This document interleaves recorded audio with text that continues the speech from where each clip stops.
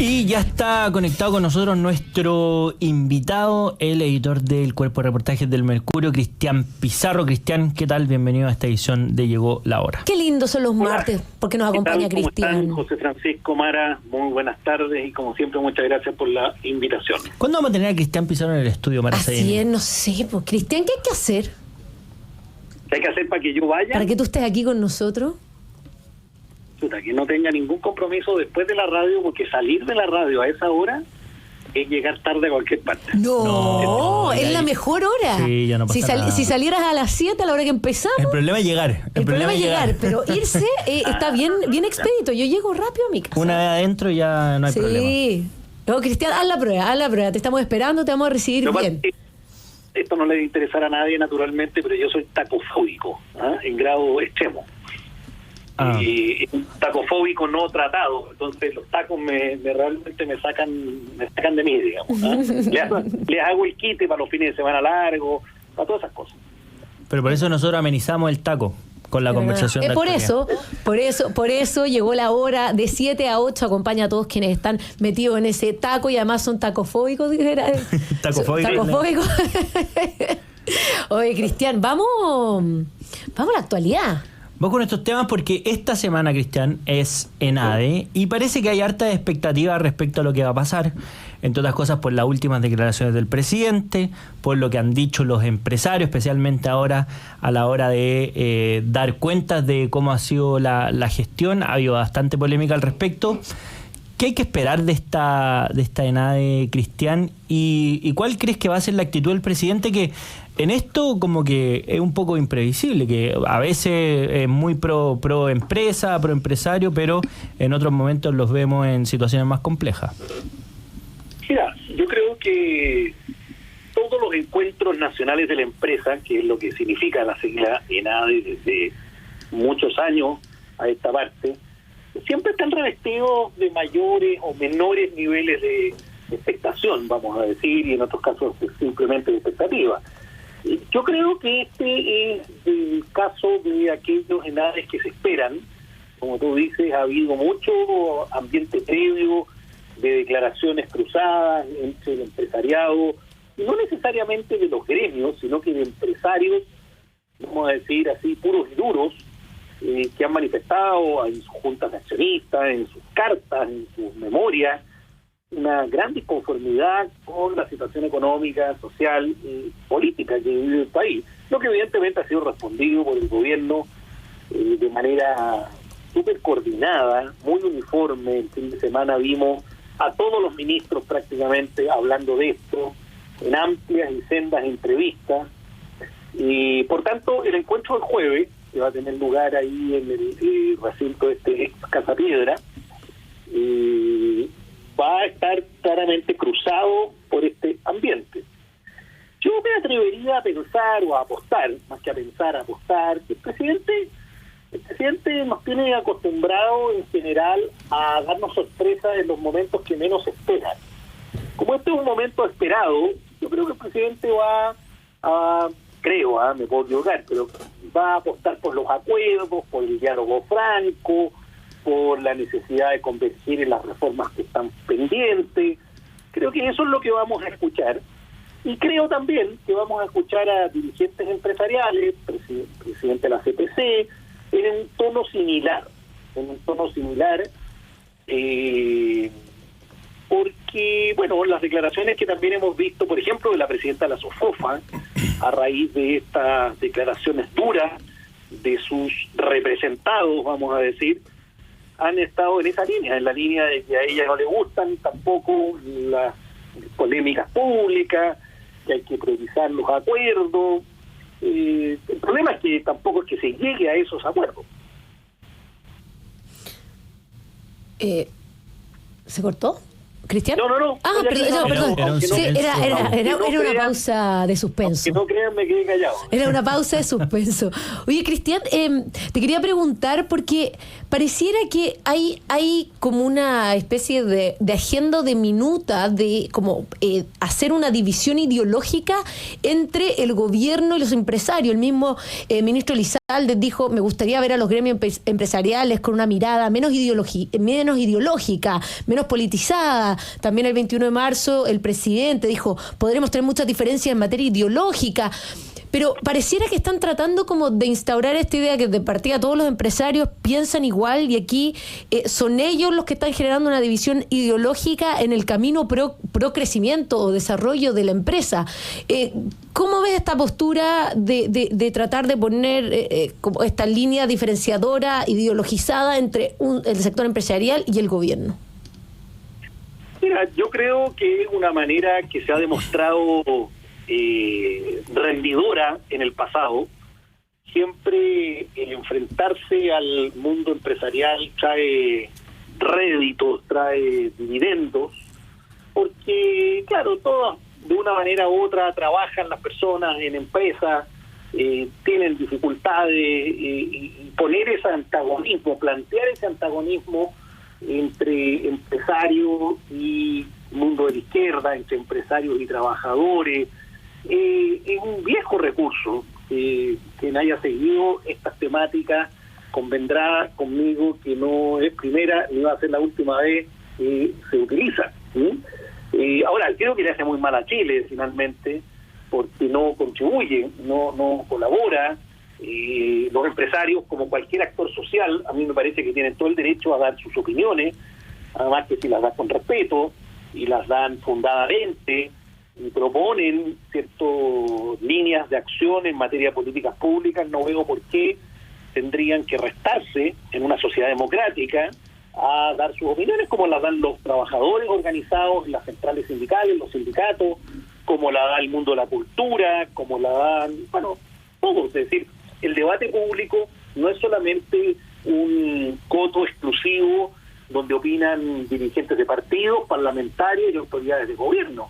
Hay muchos actores, las universidades, en las materias que les son propias, los centros de estudio, en fin, podríamos hacer una lista infinita de actores sociales con derecho a opinar en la vida democrática. Entonces, creo yo que más que entrar a cuestionar el rol del mundo empresarial, ¿por qué no hacerse cargo de las cuestiones de fondo que ellos están planteando? Por ejemplo, hay inquietud en el mundo empresarial por las características de la reforma tributaria que está planteada, porque un país que está creciendo lo poco que está creciendo con más impuestos, evidentemente que va a tener más dificultades para volver a crecer, para atraer inversión, generar empleo. Ese es un punto de vista, me parece a mí, tremendamente legítimo. Por ejemplo, en el tema de esta ratificación que hay que hacer del acuerdo de modernización con la Unión Europea, hoy nos enteramos que el gobierno va a prorrogar el plazo. Ellos mismos se habían dado el mes de abril, ahora han señalado que ese acuerdo, ese tratado lo van a enviar al Congreso para su ratificación durante el 2024. Entonces, obviamente, el empresariado ve con preocupación que este tema, por ejemplo, se dilate, como se dilató el mal llamado TPP-11, en su minuto, que prácticamente estuvo 2 años en espera de ratificación por parte de Chile, lo que implicó pérdidas de oportunidades, pérdidas de empleo y una serie de otras cosas. Entonces, yo creo que la agenda en esa materia está súper líquida, súper abierta, y a mí me parece, repito, que lo que hay que hacer es sentarse a conversar las diferencias de fondo, más que cuál es el rol en un sistema democrático de unos y otros. Aquí no hay monopolios, me parece a mí, tal como no los debe haber en la actividad empresarial. Las regulaciones se encargan de eso. Bueno, también no hay que generar monopolios de opinión, por decir así, en que solo algunos parecieran tener el derecho a intervenir en el debate público. Y ahí en ese sentido, Cristian, por ejemplo, las declaraciones del presidente en particular, la famosa frase que era aparentemente difícil de interpretar, de más Norbona, menos Craig, ¿te parece que que tensionan la relación con los empresarios en general, o es una cuestión que queda como más como para el anecdotario? Porque claro, de repente vamos con este tipo de declaraciones, el emplazamiento que ha hecho el presidente al Mercurio y la Tercera, que incluso no solo la Asociación Nacional de Prensa, sino la Asociación Mundial de Prensa dijo que eso vulneraba la libertad de expresión. Es decir, ¿qué tanto estas declaraciones por parte del presidente de la República tensionan esa relación? Yo creo que la tensionan mucho. Yo lo decía en algún programa anterior, no sé si estábamos con Mara o con ambos, pero es una impertinencia referirse así a un grupo empresarial como el grupo Luxich, ¿cierto? Respecto de más de una al lado o más de otra de las ramas de la familia. Creo que como digo, es una mala educación, es innecesario, no contribuye a generar este clima que el gobierno ahora demanda para sí. Si eso es lo más genial de todo, digamos. El gobierno pide que la discusión se mantenga con altura de miras, critica a los empresarios por haber formulado sus críticas, pero como dices tú mismo, José Francisco, hace pocas semanas atrás el presidente se daba la licencia, que nadie se la ha otorgado, para meter una cuña de estas características. Es decir, no que me cabe la menor duda de que esto claramente que va contaminando el ambiente. Me acuerdo haberte dicho de que uno no puede alegar a su favor que no se ensucie el debate cuando uno mismo es quien lo ensucia.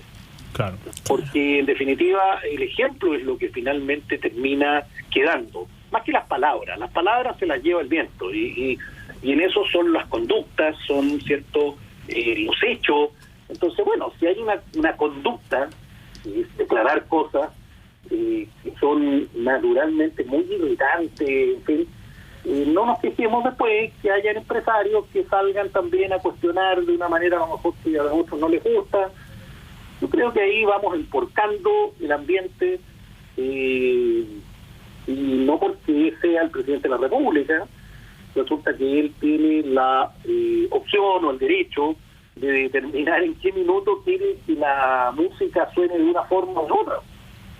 Esto, finalmente, para que funcione bien, tenemos que todos comprometernos, pero los actores que están en la primera línea, por sobre todo, a que las cosas se hagan contribuyendo a un clima de unidad y de convergencia. Si no, me parece que no nos quejemos de las consecuencias, de los resultados.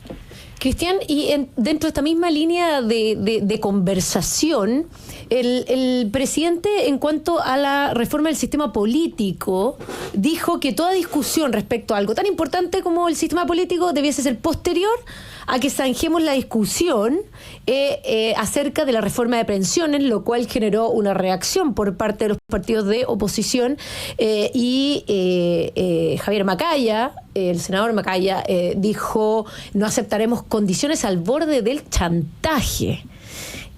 Claramente estas declaraciones del presidente no generaron este ambiente de consenso en cuanto al tema de la reforma. Sí, yo creo que el gobierno está muy intranquilo, muy desesperado, creo también, porque no logra sacar a flote sus reformas más importantes, dentro de las que están la tributaria y la de previsional. Uh-huh.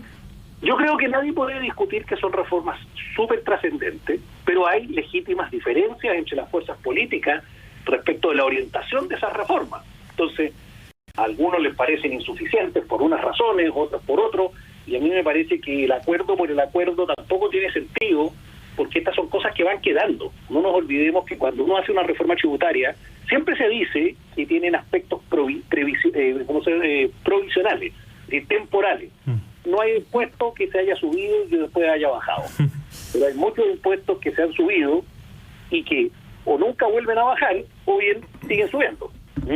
Entonces, bueno, dicho eso, el propio secretario general del Partido Socialista el domingo, en una entrevista en el cuerpo reportaje del Mercurio, decía que a su juicio se había acabado ya el tiempo de la reforma y que el gobierno en ese sentido tenía que entenderlo rápidamente. Ahora, poner la reforma al sistema político como una condición para